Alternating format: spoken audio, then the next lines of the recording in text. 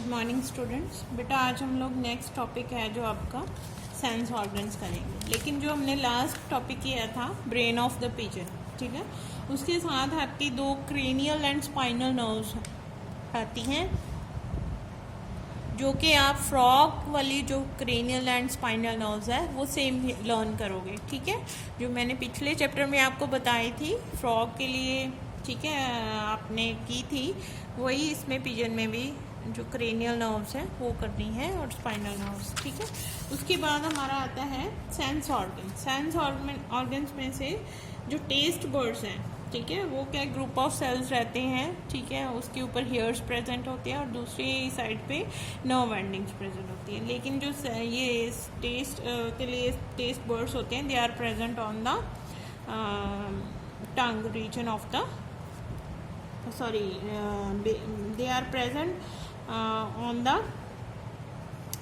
free ends, ठीक है, hairs are sensory hairs are present on the free ends of the cells and क्या है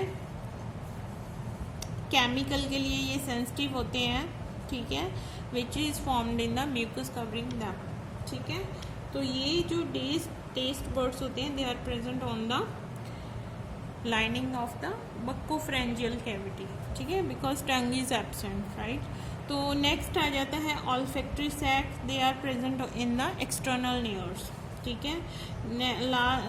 third one आ जाता है हमारे पास eye which is a organ of sight and is important, इसके ऊपर क्वेश्चन भी बनता है, इसको अच्छे से डायग्राम करना है आपने। 9.30 अगर हम आई देखें it is divided into two chambers, aqueous chamber anterior chamber होता है, posterior chamber is a vitreous chamber, ठीक है।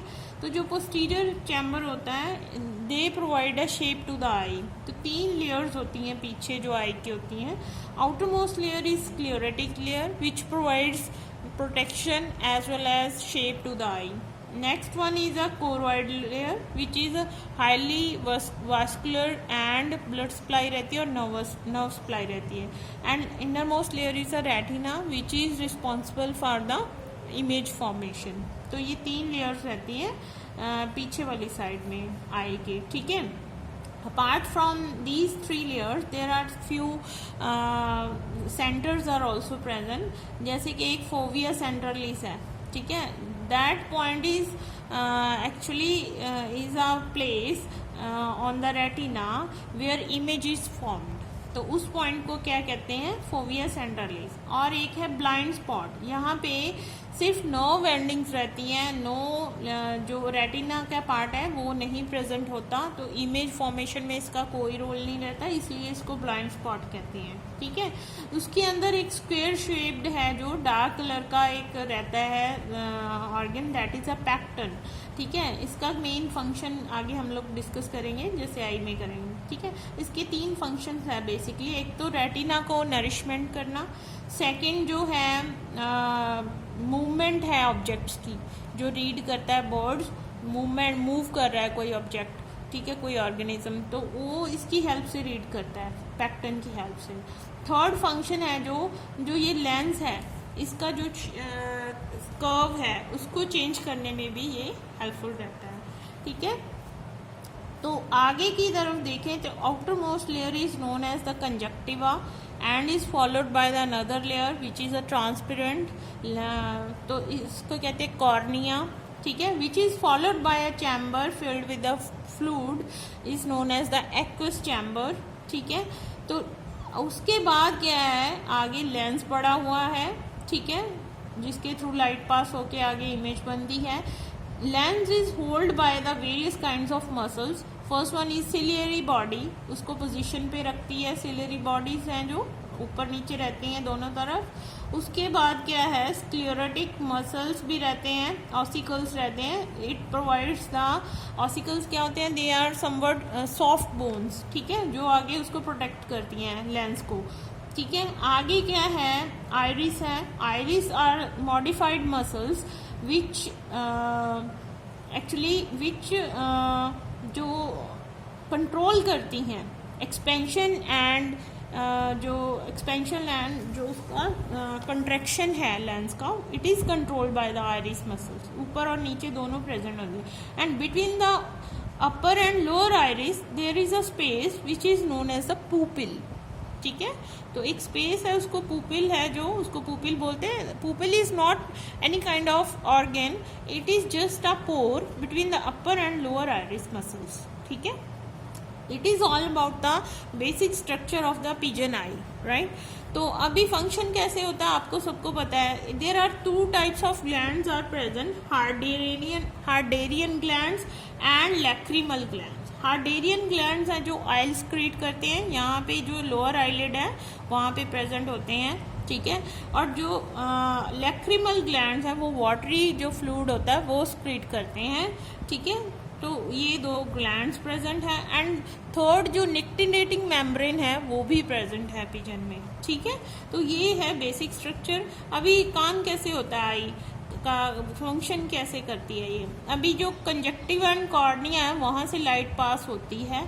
ठीक है, थ्रू लेंस को पेनिट्रेट करती हुई वो जो फोविया सेंट्रलिस है, अब spot which is present on the retina, वहाँ पे स्ट्राइक करती है। वहाँ पे रॉड एंड कोन सेल्स होते हैं, वो क्या आगे इमेज फॉर्म करते हैं। एंड वो क्या है, ब्लाइंड स्पॉट पे जो नर्व्स पड़ी हुई हैं उनको वो सिग्नल देते हैं, उसके थ्रू वो ब्रेन में जाके इंटरप्रिटेशन होती है उस इमेज की। एंड हमें वो पार्टिकल जहाँ पिजन को वो पार्टिकल जहाँ ऑब्जेक्ट जो भी है वो दिखता है। ठीक है, तो that is the basic functioning of the pigeon eye. तो now comes to the next जो सेंस ऑर्गन है पिजन का, that is a organ of ear, जिसको ईयर भी कहते हैं। ठीक है, basically divides into the 3 parts. First one is external ear, middle ear and internal ear. ठीक है, एक्सटर्नल ईयर अगर हम लोग आपने पिक्चर देखनी है 9.31 करनी है, 9.32 करनी है, फिगर है जो। ठीक है, mid external ear is actually क्या, स्मॉल ओपनिंग है which are covered by feathers type, small auricular feathers होते हैं, उसके आले दाले सराउंड किया होता है उसने। It is a very small opening which leads to a small tube type structure which is known as the external auditory meatus। ठीक है, ये स्ट्रक्चर पड़ा हुआ ट्यूब है, एक्सटर्नल ऑडिटरी मेटस कहते हैं उसको। ठीक है, विच आगे क्या है, एक ओपनिंग है which is known as the tympanum. Tympanum एक क्या है, लेयर है, बहुत ही पतली सी झिल्ली टाइप की लेयर होती है, which covered a opening which connected the internal ear middle ear to the external ear। वो ओपनिंग को कवर किया होता है एक मेम्ब्रेन ने which is known as the tympanum. ठीक है, आगे क्या है, जो टिम्पैनम के बाद जो कैविटी आती है that is known as the middle ear and this cavity is known as the tympanic cavity. There are 2 types of ossicle, ear ossicles are present. ठीक है, फर्स्ट जो आपको ये यहाँ पे दिख रही है आपको, ठीक है, स्टेट ऊपर स्टेट है एक, तो ये वाली ऑसिकल इसको कहते हैं स्टेप्स। स्टेप्स के ऊपर एक हैंडल सा बना हुआ है। ठीक है, हैंडल शेप का एक बना हुआ है ऑसिकल, इसको कहते हैं extra columella. Extra columella and stapes 2 ossicles हैं, ear ossicles which are present in the tympanic membrane, sorry tympanic cavity. अब ये जो टिम्पैनिक कैविटी है ये क्या है, यूस्टेकियन ट्यूब के थ्रू कनेक्ट होती है इनटू द बक्कोफ्रेंजियल कैविटी। ठीक है, जो पिजन की बक्कल फ्रेंजियल कैविटी है उसमें ये ओपन होती है थ्रू द यूस्टेकियन ट्यूब। ठीक है, अब यूस्टेकियन ट्यूब का क्या फंक्शन है, वो क्या है, एयर प्रेशर है जो मिडल ईयर में एंड एक्सटर्नल ईयर में, वो क्या है, उसका प्रेशर है जो हवा का, वो मैनेज या बैलेंस करके रखती है। ठीक है, ये इसका फंक्शन है यूस्टेकियन ट्यूब का।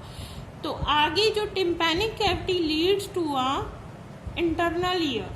ठीक है, इंटरनल ईयर को ये आगे कंटिन्यू होता है। अभी इंटरनल ईयर की डिटेल में डायग्राम बनी हुई है आपके, ये आपने डायग्राम करनी है 9.32।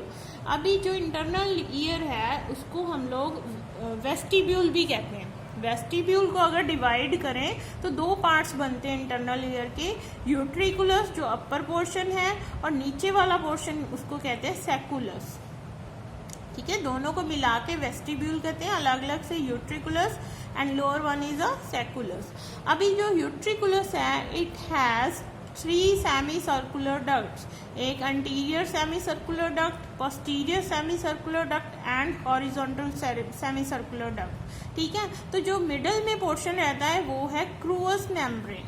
ठीक है, क्रूअस मेम्ब्रेन है जो मिडल वाला, जो ज्वाइन करता है anterior to posterior semi circular duct, यहाँ पे ज्वाइन करती हैं वो तीनों, इवन हॉरिजॉन्टल डक्ट, तो वहाँ उस रीजन को कहते हैं क्रूअस मेम्ब्रेन। ठीक है, आगे जो सेकुलस है, अगर सेकुलस देखें तो अगर पीछे जो हमने यूरोमेस्टिक्स किया था वहाँ पे वेल डेवलप्ड नहीं था सेकुलस, लेकिन बर्ड्स में ये हाईली डेवलप्ड हो जाता है। ऑर्गन ऑफ कॉर्टाई बन गया इसमें से, सेकुलस में से इसकी एक्सटेंशन हो गई है। ऑर्गन ऑफ कॉर्टाई के साथ जो ये वाली ट्यूब लाइक स्ट्रक्चर है is known as a cochlear duct. ये ट्यूब जो डक्ट दिख रही है इसको कॉक्लियर डक्ट कहते हैं। ठीक है, तो इसको अगर हम लोग काट के देखेंगे, आगे हम लोग डिस्कस करेंगे, इसको जो डक्ट को ऐसे काट लिया, टीएस सेक्शन काट लिया, अब हमें ये वाला सेक्शन दिखेगा। ये आपने फिगर करनी है 9.33। तो कॉक्लियर डक्ट का सेक्शन काट के देखा तो ये सेक्शन दिख रहा है हमें। यहाँ पे तीन रीजन्स हैं main, सैकुला vestibule, सैकुला media and सैकुला tympanum.